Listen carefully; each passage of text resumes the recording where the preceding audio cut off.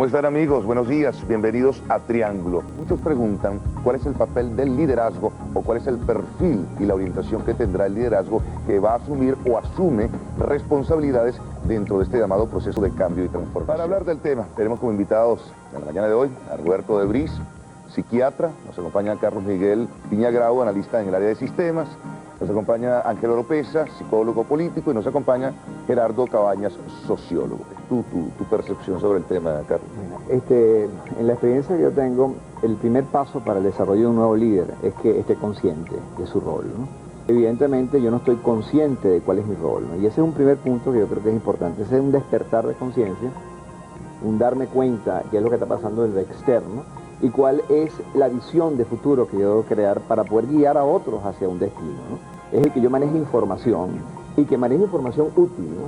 O sea, que yo sea capaz de transferir una información que estimule una acción concreta, que estimule la creatividad, como lo dijeron en la entrevista inicial, que estimule la capacidad de manejar el tiempo, que adicionalmente disminuye el nivel de estrés, ¿no? Hay muchas veces que tenemos tanta información en la cabeza que hablamos demasiado y no concretamos nada, ¿no? Entonces ese manejo de información útil es bien importante. Luego hay una tercera fase que es la comunicación. Si yo estoy consciente de mi rol y sé y manejo inteligentemente la información, yo debo ser coherente, claro y preciso para expresar mis ideas. Ahora, esa fase que viene dentro del proceso, que es la de lograr que el líder tenga esa comunicación integral, ¿no? Que sus pensamientos, emociones y acciones estén en sintonía, requiere también la capacidad de escuchar con atención las diferencias. Uno de los problemas que tenemos cuando alguien dice algo diferente, en vez de escuchar y aprender de esa diferencia, lo que hacemos es reaccionar y entrar en conflicto automáticamente. Cuando estamos más conscientes de ese proceso, viene la parte de la sinergia, que es la integración. Cuando yo manejo una diferencia contigo, es probable que yo incorpore información tuya y que tú incorpores información mía y empezamos a tener una visión compartida, ¿no? Con una integración. También viene el manejo de los recursos, que es tener la habilidad de manejar la tecnología, el tiempo, el dinero, el recurso humano. Hasta el cuerpo mío es un recurso que yo tengo que manejarlo inteligentemente. Y por último, cuando yo desarrollo estas habilidades, yo voy a lograr entonces liderar un proceso de cambio, porque no solamente lo estoy diciendo, sino lo estoy haciendo con un compromiso donde la cara ayuda y puedo lograr transferir este conocimiento y esta experiencia al resto del equipo. Ahora, eso es un buen soporte teórico, pero adicionalmente es lo que estamos viendo reflejado en lo que se proyecta en apariencia como el nuevo liderazgo nacional. Fíjate, a mí me impacta lo que está diciendo Carlos en este momento. Él está definiendo el líder que debe ser.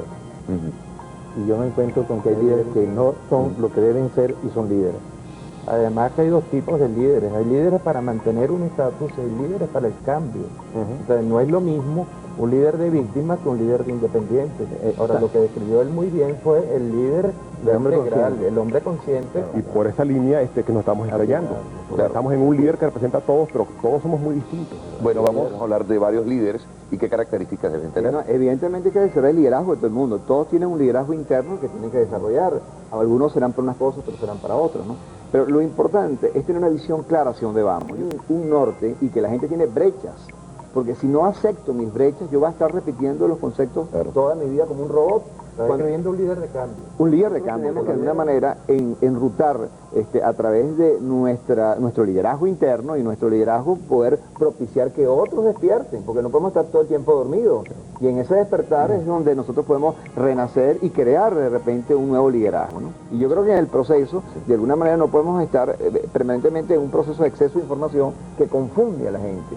La gente tiene que ir con un proceso claro, directo, sencillo, y sobre todas las cosas lo más sencillo posible, porque a veces nos cuesta llegar a una persona porque las palabras que utilizamos son muy sofisticadas, la interpretación, la semántica cuesta mucho entender y la gente se confunde. Cuando tú hablas de un liderazgo claro, un liderazgo transparente, no es una utopía, sino es un proceso de desarrollo. Y eso es lo que nos hace falta a nosotros, hacer un cambio interno, comprometernos, no estar todo el tiempo viendo los toros de la barrera y empezar a hacer un proceso de cambio de verdad. El liderazgo que ha existido se agotó porque a lo mejor el mensaje, a lo mejor las estrategias, o a lo mejor los contenidos ya no se adaptan a la realidad. Nosotros estamos en una época de incertidumbre, de cambio, de complejidad, de presiones, de niveles de estrés, en donde no podemos seguir con una regla vieja que está obsoleta. Para que emerja un nuevo liderazgo hay que hacer un cambio. Y las personas que tenían un liderazgo tienen que cambiar como era, no pueden ser iguales. Y ahí está el punto. Cuando tú ves una persona que te aporta algo nuevo y que la persona lo entiende y lo escucha, automáticamente dice, oye, aquí hay un camino, hay una norte, aquí hay una lucecita en el camino.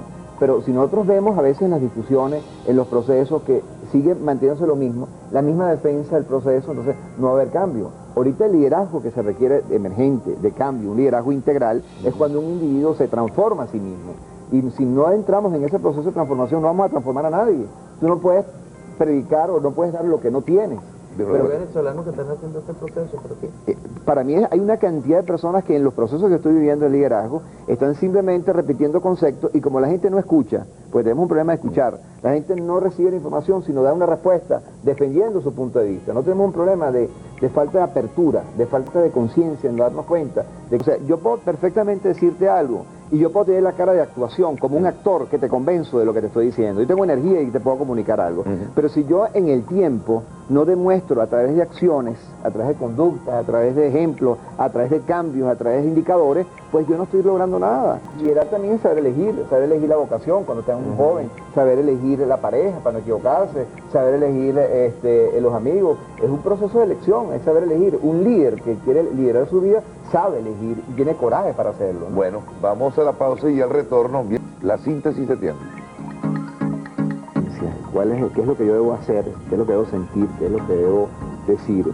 Evidentemente yo no estoy consciente de cuál es mi rol. No se necesita ser un hombre que exhiba una conducta apropiada, sino un lenguaje apropiado a eso. Pero yo creo que lo importante es clarificar por qué sucede cada uno de estos tipos de liderazgo.